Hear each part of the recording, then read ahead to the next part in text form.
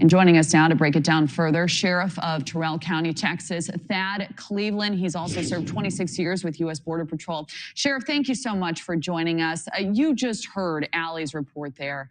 Have you seen anything like this before?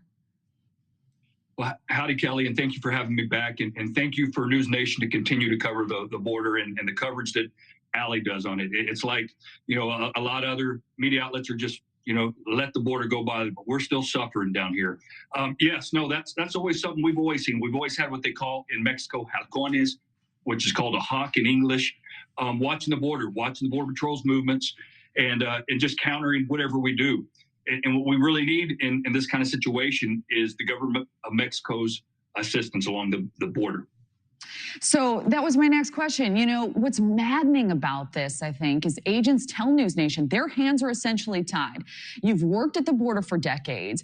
What do agents need to effectively tackle these issues? Are they getting what they need? Well, we've added the infrastructure. We've added more fencing. We've added those all-weather roads, the lighting. Unfortunately, in some of those places, they quit building the fencing. They quit operating the lights at night, some of the cameras even.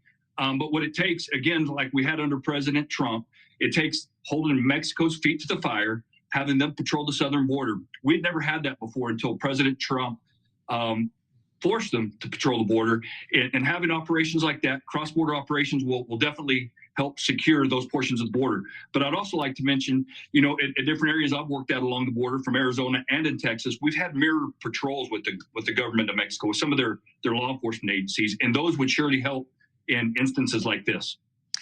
So in your community, what is the general sense? Are conditions getting better or worse? And can you describe how that's impacting morale where you live? Yes, ma'am. So we had a bit of a lull in activity.